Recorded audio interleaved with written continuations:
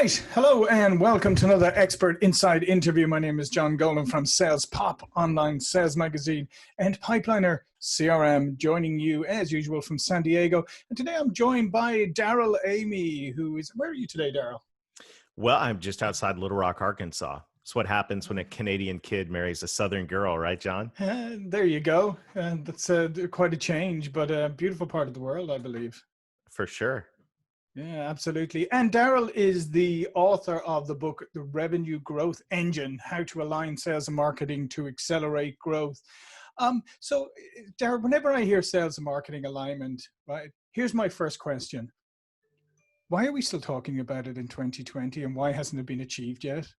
It's a great question, isn't it? And you look across, there's so much finger pointing back and forth. I've got a couple of ideas though. And I think a few things bring, when you take your car in for alignment, let's say you're driving down the road, one wheel's pulling to the left, one wheel's pulling to the right. You're trying to go somewhere, which is like a lot of companies, right? Yeah. Sales is talking their language, doing their things, focused on their goals.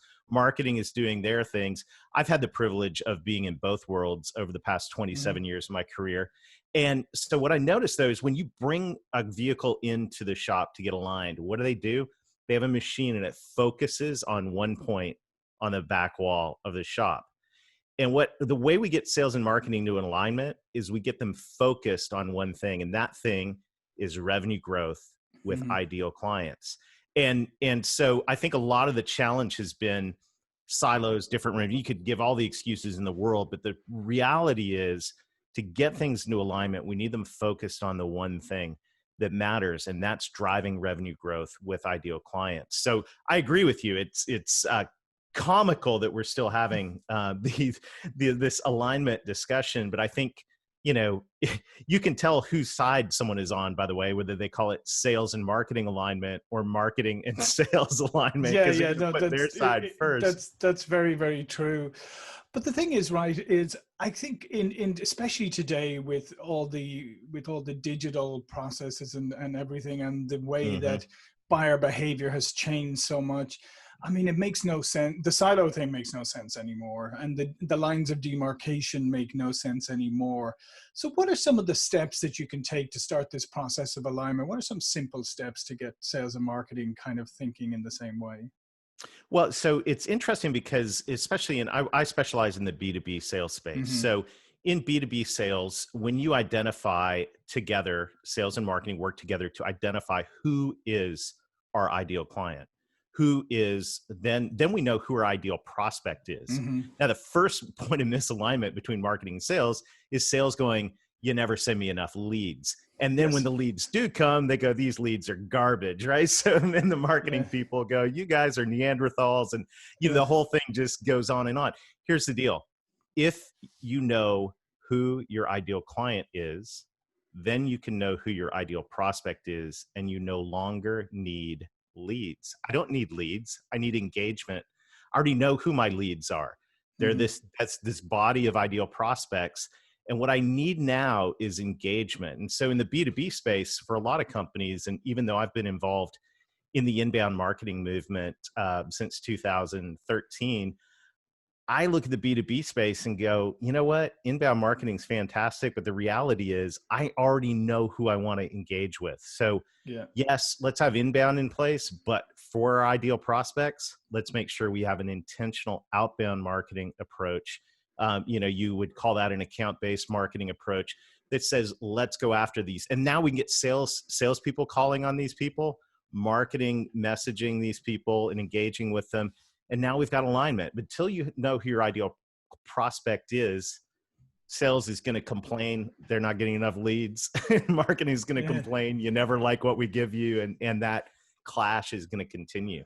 Yeah, and like you said, I mean, obviously there's a lot of great things about inbound marketing, but the downside of inbound is that to some degree it created a false expectation, particularly among salespeople, that now they just had to sit back and wait for the leads to be the hot leads to be dropped on their desk. And I agree with you. It needs to be a combination. And part of what marketing needs to do is help salespeople be micro marketers, right? because a lot of the outreach that the salespeople have to do themselves, they need to do it in a different way, and they need to understand how to use some of the skills of marketing combined with their own skills.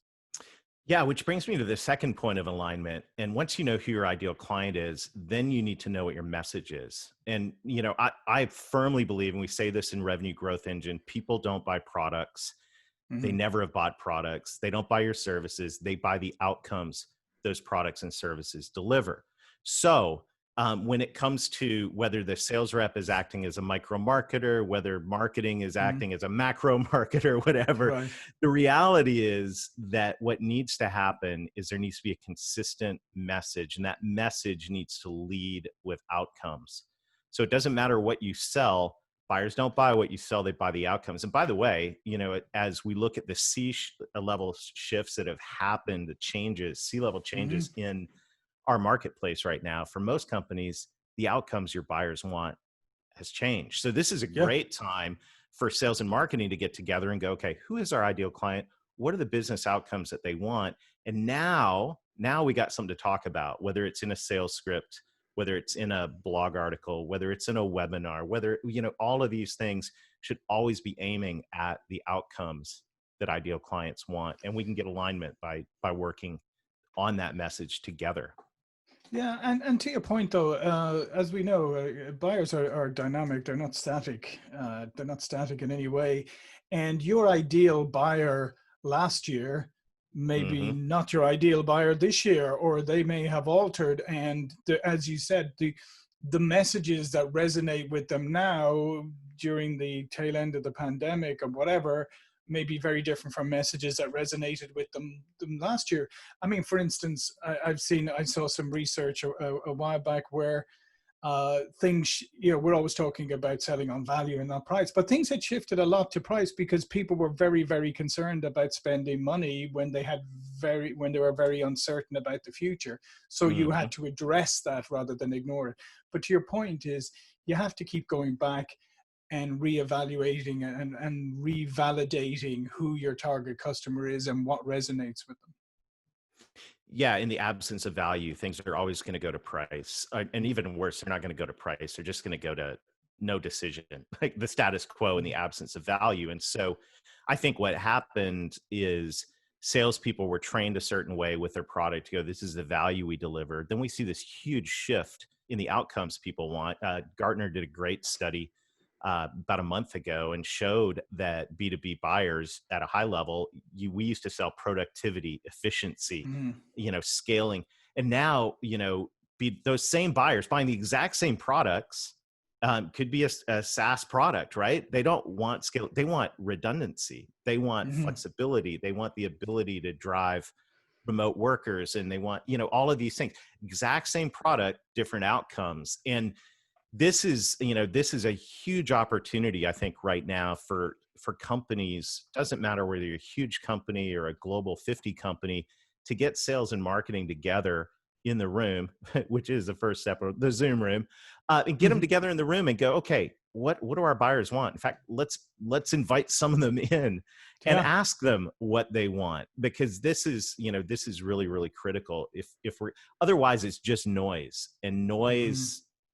There's too much noise. Noise is useless, right? We got to understand the specific outcomes they want. Yeah, and ask your customers how they like to buy and what their process is, and because it's much easier to align yourself with the customer process than it is to create a selling process and try and get your customers to align with that. Yeah, and I think, in the process of looking at your ideal client, then the next question is, who are the decision makers and Mm-hmm. influencers, right? Matt Dixon, Brent Adamson would tell us there's 6.7 decision makers in the average B2B decision. In fact, I got to talk to Matt earlier this year on the Revenue Growth podcast. He says that number is higher now. So all that means is when you look at your ideal client accounts and your ideal prospect accounts, you need to be multiple people deep in each account, and you need to understand now the nuance of what the outcome means to them. So if you've got a company and in your area, their desired outcome is resilience and Mm-hmm. flexibility, what does that mean to the IT manager? What does that mean to the finance director? What does that mean to the line of business manager and the end user? It's going to be slightly different. But once you know who your ideal client is, you can go ask them and you can speak those outcomes in their language. So I think it's really, really important to understand the drivers behind each of the decision makers and influencers in these accounts. And this is one thing that marketing can. I think one of the best things marketing can do to help. If you're listening in and you're a marketing professional, and you're complaining about alignment, salespeople don't get it, go on some calls, jump into a customer meeting, listen to what's going on out there. And then the other thing is interview. I recommend marketing professionals have a steady cadence of case study interviews, like literally at least one a week, where you're interviewing people and writing up case studies, because that's where you're going to get the gold. That's where you're actually going to get the words for the different decision makers and influencers and how to communicate with them. And that stuff really, really get out in the field, talk to the clients. And that's where marketing, you're going to really help. It's take huge steps towards alignment. Yeah, no, I couldn't agree more, and it's so much easier now, to be perfectly honest, because most people are doing things remotely, so it's very easy to hop in on a Zoom call. And to be honest, clients don't care; they kind of like it sometimes, because it seems like you're bringing other people onto the call out of respect for the engagement. So and I jump into some and I just be listening. I'm not doing anything in particular. What I'm doing is listening, like you just said. And I think the other thing is, like you said, is when marketing and sales start to come together like that, and when a marketing person will come on a sales call, and that is, it starts to remove, not the marketing person learns a lot, but it also starts to change the attitude of the salesperson, where they go, okay, this person seems genuinely interested in learning about my customer. So it takes away a lot of the preconceived notions, I think. Yeah, I think so for sure. And getting out there and getting in the mix and really listening and hearing. It's so funny. I remember years ago, I was working on a project for a client, and they wanted to do some vertical market research, and everything. This is, I think, so instructive. Everything that they'd done up to that point was taking their products and trying to force it into the vertical market. Like they would just add the buzzwords and all of it. It was just garbage. So instead, I said, I'm just going to go out in the vertical market. I picked literally friends and family, like 1 degree of separation. I'd go into a law firm, go into real estate, and say, tell me what happens around here. What's going on in your business right now? I'm just doing some research. I'm curious. And I listened from their perspective, and they would walk me through the business processes. And by the end of it, out of a 30-minute, even 1 hour lunch, I would have so much pure gold that I then went back and trained salespeople on and helped them build their marketing around. But it's really not that complicated. And I think if sales and marketing can get out together in front of clients, and especially right now, talk to those ideal clients that meet your ideal client profile and go, hey, I'm just curious, by the way, what's going on in your business right now? What are you most concerned about as you look forward? They're going to give you the keys to the kingdom. Well, they are, and they're more, and to be honest, right now, they're more inclined to actually engage with you in a conversation, because a lot of them are sitting at home for the first time, and, and sure. they'll talk to anybody. They're probably even talking to the electioneering people coming to the door like they never would have before, just to have some human interaction. Probably talking to people from the other side of the political spectrum just to have somebody to talk to. But the other thing, just getting back to your point about the multiple decision makers or influencers in an opportunity. I mean, on the CRM side of our business, I mean, we've seen like 10 and 15 people involved in calls and involved in the decision-making process. And the thing is, as you said, is that they're not all created equal, and they all have a lot of different agendas and all of that. But unless you identify them and figure out what's important to them, you always run the risk that you're overlooking somebody who could absolutely derail the process. Yeah, one of the key cylinders I put together in the revenue growth engine, which is a model to align sales and marketing to drive net new business and also to cross-sell your existing clients, is one of the key cylinders of the engine, if you will, that I think a lot of companies are missing, is a strategy to influence buying teams. Mm-hmm. So in this, once again, we're talking sales and marketing alignment here. Yeah. Here's something you can work on together.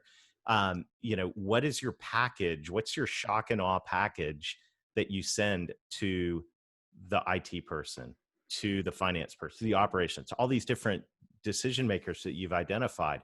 What is the content? Because the reality is, a lot of times in sales, as a sales professional, we end up meeting one or two people in the decision-making cycle, and Mm-hmm. sometimes until very, very late in the cycle. So this is where, talking about being a micro marketer, we have to be a micro influencer in terms of building bridges, relationships, and sharing value. So marketing people can really help collaborate with salespeople to go, okay, let's put together a package of Mm-hmm. content, whether it's digital, physical, or both, that we can start to use to help assist these different decision makers in the buying cycle, and ultimately, hopefully, to win their trust, right? Because it's all about trust at the end of the day. So influencing buying teams is, a lot of times, you watch salespeople, they spend most of their effort on that primary decision maker. And there's all kinds of other people behind the scenes that you can get marketing engaged in influencing Mm-hmm. proactively during that buying cycle. Yeah, and I always think there's often that reticence because they build a relationship with one person and they're like, oh yeah, I'm really I own the well account, connected. Yeah, right? but I'm also, Darrell's a great guy and I've built up a great relationship and I don't want to piss him off by going behind him or, talking to other people or getting to, and in reality, they should be using their contact as a conduit to spread out and involving them in the process and actually making them feel like they're bringing value to the process by introducing you to different players on the team.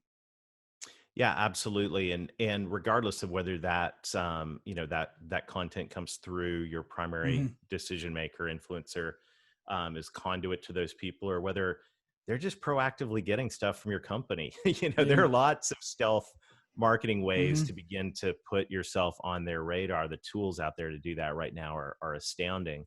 And but there should be a process in place, and there should be tools in place to make sure that that happens. And those can be built right into your business processes, your sales processes in your CRM.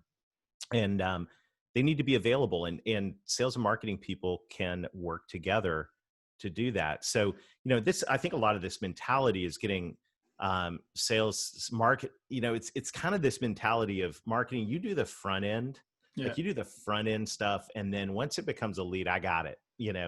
No, Mm-hmm. let's work together on the front end. We know who our ideal prospects are. I'll call on them, you market to them with all these amazing tools and processes.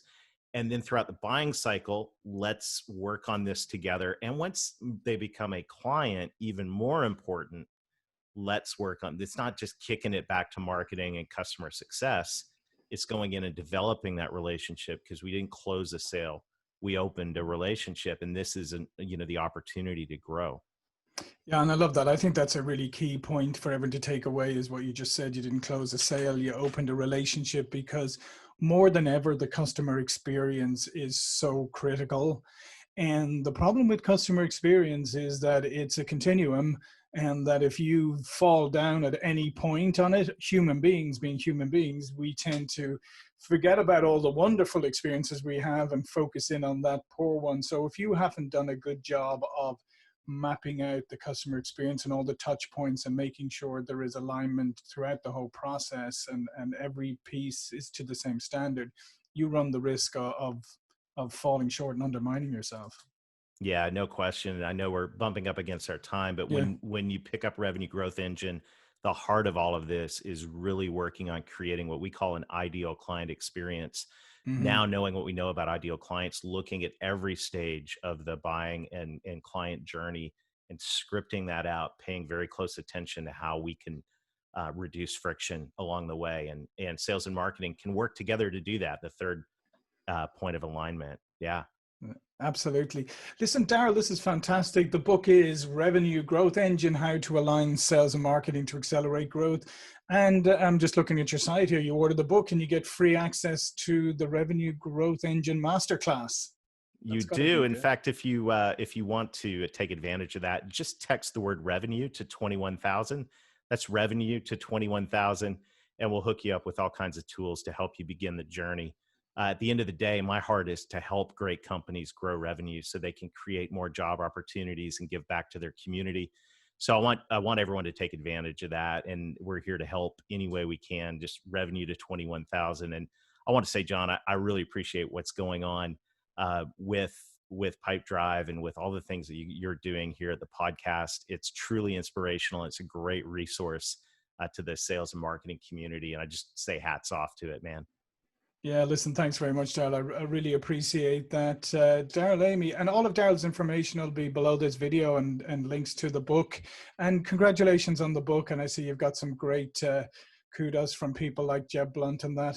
So that's fantastic, and best of luck with it.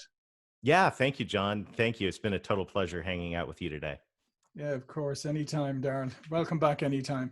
Thank you. My name is John Golden, SalesPOP Online Sales Magazine, Pipeline CRM. See you all for another expert interview really soon. Thank you.